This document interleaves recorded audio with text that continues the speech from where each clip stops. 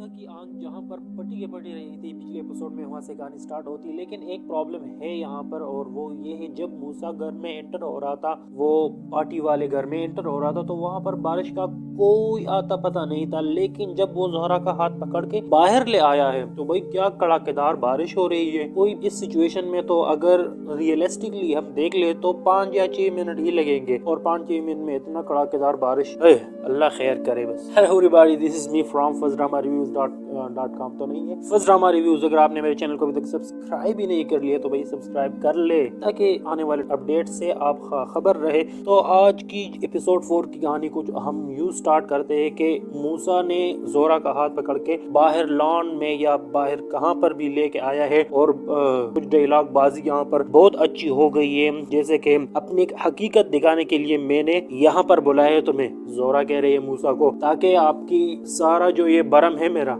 ये भी उतर जाए और आपको हकीकत भी देखने को मिले। कुछ इस तरह के अजीब एंड इंटरेस्टिंग डायलॉग यहाँ पर हुए थे। एंड और स्टोरी को आगे बढ़ने से पहले मूसा को पुलिस वाले अंकल्स ले जाते हैं, और यहाँ पर एक दूसरी कड़ाकेदार एंट्री होती है पीर साहब की, क्योंकि उसको बिल्कुल वहम व गुमान, वो क्या कहते सीगे राज में भी नहीं था कि मूसा या कोई भी मेरे घर का या मेरे बेटा इस तरह हरकत कर सकता है, और वो भी किसी ऐसे अड्डे पर जाके वहाँ पर हाथापाई करके थाने तक पहुँच जाए। तो थाने पर पहुँचने पर सिर्फ पीर साहब जो है एक ही रिक्वेस्ट करता है कि इस सारे मामले का बाहर खबर ना हो पुलिस से। कहता है कि पुलिस वाला भी बड़े इज्जत से कहता है कि पीर साहब आपको कोई जरूरत नहीं है टेंशन नहीं लेगी, हम इस तरह वाकयात का बिल्कुल भी भांडा नहीं फूटते। सिर्फ वक्त आने पर मूसा को वहाँ थाने से लेके आते हैं, और यहाँ पर एक Q&A सेशन स्टार्ट होता है।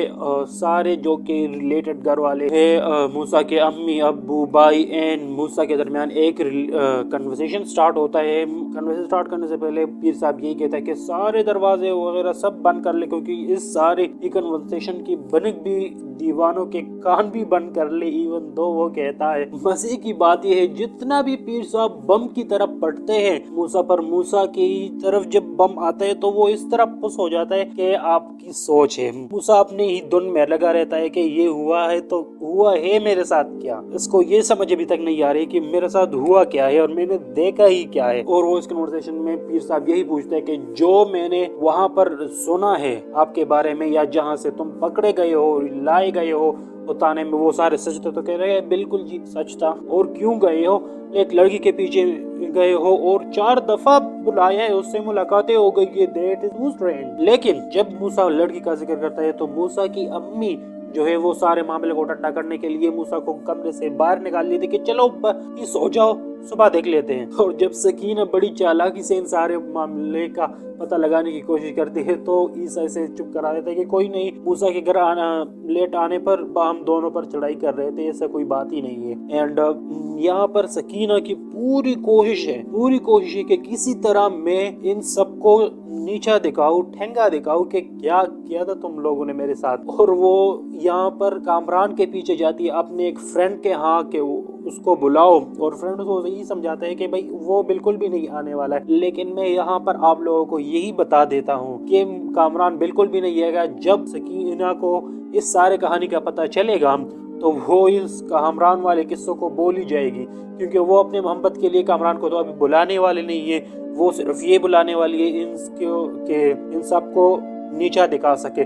और अगर उस सकीना को ये स्टोरी पता चल जाती है तो फिर तो कामरान की किस्सा खत्म, इस बात पर भी उनको टेंगा दिखा सकती है। और यहाँ पर जब मूसा की अम्मी उनसे पूछ रहे हैं कि ये क्या मामला है सारा, तो कह रहा है कि अम्मी आपको पता है उसने मुझे क्या ताना दिया या क्या कहा है मुझे? तो अम्मी कहती कि क्या? उसने कहा कि अच्छाई बुराई देखकर मोहब्बत कहाँ होती है, मेरे मोहब्बत को तो कायम रहना चाहिए था ना। उसकी अम्मा बड़ी परेशान और ये कहती है कि भाई आपको तो मोहब्बत हो गई है। और कहता है भाई, मूसा कहता है कि आप दुआ करें मेरे लिए, दुआ यही करना कि बस मुझे मोहब्बत ही ना हो जाए उनसे। और अम्मी कहती है कि मोहब्बत हो गई है आपको बेटा? हाँ जी। ओके दो। मूसा को पीर साहब कुछ काम के लिए भेज लेता है और मूसा वहाँ पर वापस आ जाता है पेंडुलम की तरह, जहाँ से वो सारा स्टोरी स्टार्ट होती है। वो ज़ोहरा के अड्डे नहीं कोटे पर आ जाता है, और वहाँ पर उसको नामुराद बिल्कुल मुराद मिल जाता है और वो उसके साथ बड़ी अच्छी डायलॉग्स यहाँ पर है। अगर मैं आप लोगों के साथ शेयर करूँ तो वो कुछ यूँ कह रहा है कि इश्क की रसवाई अपने आप दिखा देती है, नामवर ही तो बदनाम होते हैं, सिएरे गैर तू खेरे का काम नहीं है ये इश्क। यहाँ पर मुराद पूछता है कि क्या हुआ? कह रहा है अपनों की नजरों को तुम छोड़ो और अपनी नजर का बताओ। कह रहा है कि नफरत नहीं हुई, मुझे जज्बात वही के वही रहे मेरे।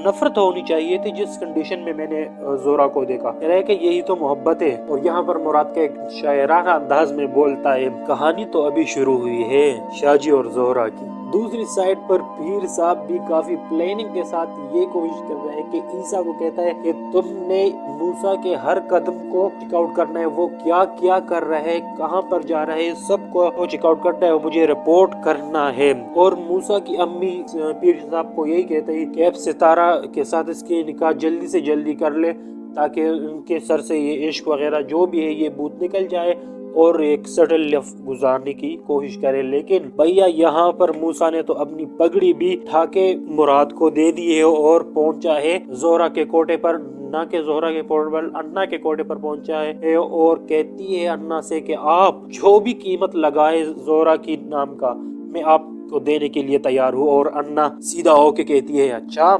सौदा करना आता है तुम्हें। And the episode in right there. But अगर आपने अभी तक चैनल सब्सक्राइब नहीं किया तो बड़ी ज्यादती है, वैसे कर ले subscribe. And that's it for today video.